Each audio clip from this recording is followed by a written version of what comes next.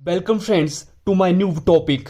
आज की इस वीडियो में हम देखने वाले हैं कि कैसे बिजली चोरी को पहचाना जाता है कि आप बिजली चोरी कर रहे थे, और साथ ही बिजली विभाग वाले कैसे आपके घरों में थेफ्ट ऑफ इलेक्ट्रिसिटी को आइडेंटिफाई करते हैं, और देखेंगे कि थेफ्ट ऑफ इलेक्ट्रिसिटी की पेनल्टी को कैसे कैलकुलेट किया जाता है।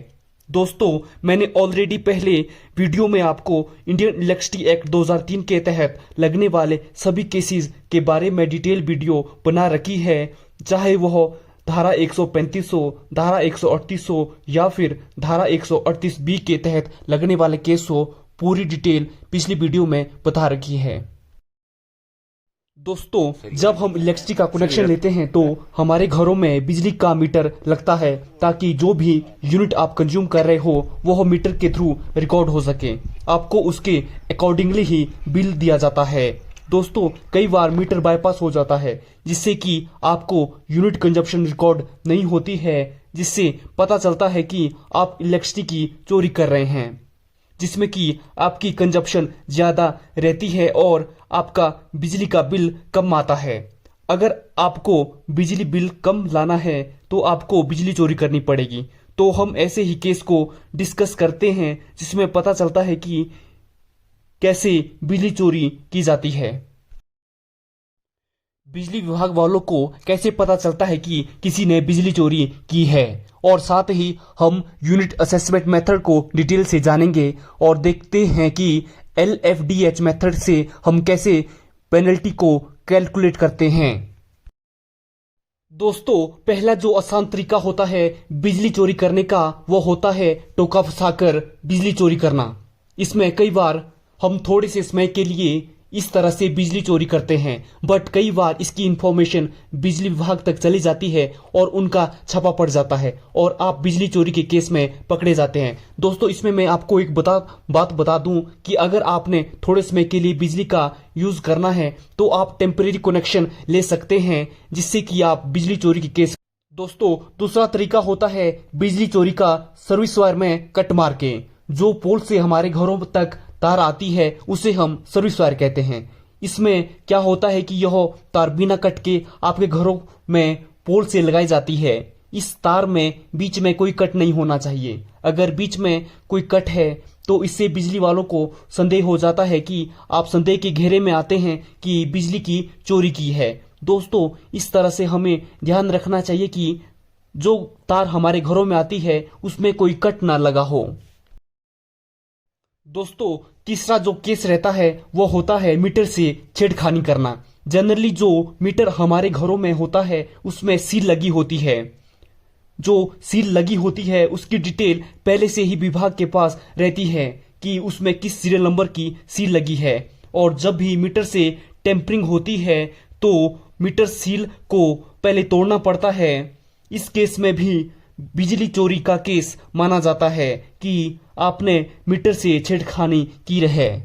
दोस्तों, चौथा जो कारण होता है वो होता है आपका बिजली का कनेक्शन काट रखा हो क्योंकि आपने बिजली बिल पे नहीं किया है। इस केस में आपका टेम्परेरी डिस्कनेक्शन ऑर्डर निकाला जाता है और आपकी लाइट काट दी जाती है, बट आप किसी कारणवश उसे दोबारा से कनेक्ट कर देते हैं तो उस केस में भी बिजली चोरी का केस माना जाता है, क्योंकि सबसे पहले आपको रिकनेक्शन ऑर्डर यानी कि RCO आपका निकलता है और पहले आपको RCO फीस जमा करवानी होती है, उसके बाद ही आपका फिर से कनेक्शन कर दिया जाता है। दोस्तों, अब हम जान लेते हैं कि बिजली विभाग वाले कैसे आपके बिजली चोरी की पेनल्टी कैलकुलेट करते हैं। इसके लिए एक फॉर्मूला रहता है जिसकी सहायता से बिजली चोरी का फाइन को कैलकुलेट करते हैं। Unit assessment is equal to L into F into D into H, LFDH method. अब हम इन चारों के बारे में जान लेते हैं कि ये क्या होते हैं। L होता है कनेक्टेड लोड या फिर इंस्पेक्टेड लोड। जब इंस्पेक्शन के दौरान आपके घर में कितना लोड पाया जाता है वही आपका लोड की वैल्यू ली जाती है इन किलोवाट। F का मतलब होता है लोड फैक्टर, जिसकी वैल्यू 0 से 1 तक रहती है। अगर आपने टोका फंसाकर चोरी की है उस केस में F की वैल्यू होती है 1, क्योंकि यह थेफ्ट का डायरेक्ट केस माना जाता है। इसके बाद डोमेस्टिक कंज्यूमर के लिए यह वैल्यू 0.3 रहती है, एग्रीकल्चर के लिए लोड फैक्टर की वैल्यू 0.3 रहती है, कमर्शियल और इंडस्ट्रियल कंज्यूमर के लिए यह वैल्यू 0.5 रहती है और एसटी कंज्यूमर जैसे कि 11 केबी 22 केबी के कंज्यूमर के लिए यह वैल्यू 0.75 तक रहती है। अदर कैटेगरी के कंज्यूमर उसके लिए वैल्यू रहती है 0.5। अब बात करते हैं एच की, per day average hours of supply on feeder. जैसे कि एच की वैल्यू जिस फीडर से आपको सप्लाई कनेक्ट रहती है उसमें आपको डेली कितने घंटे सप्लाई मिलती है, वही आपकी एच की वैल्यू होती है। अब बात करते हैं डी की। डी नंबर ऑफ डेज, यानी कि इसका मतलब होता है कितने दिनों से आप बिजली चोरी कर रहे हैं। डी की वैल्यू हर केस में अलग अलग होती है। दोस्तों कई बार हमें पता नहीं होता है कि डी की वैल्यू हमें मैक्सिमम कितनी लेनी है, तो यह हर स्टेट में अलग अलग होती है। जैसा कि कई स्टेट में यह वैल्यू 1 साल होती है, जैसे कि 365 डेज ही लेते हैं मैक्सिमम। तो दोस्तों इस तरह से यूनिट असेसमेंट कैलकुलेट करते हैं। इसमें जो यूनिट पर रेट लगता है वो डबल रहता है नॉर्मल से। The consumption so assessed shall be charge at twice the rate per unit of the tariff. तो फ्रेंड्स आपको इंडियन इलेक्ट्रिसिटी एक्ट में लगने वाले डिफरेंट केसेस के बारे में पता लग गया होगा। जैसे कि इसमें सेक्शन 126, सेक्शन 126, सेक्शन 135, 138 एंड 138 भी रहती है। तो फ्रेंड्स अब हम एक एग्जाम्पल की मदद से समझते हैं कि बिजली चोरी की पेनल्टी को कैसे कैलकुलेट किया जाता है।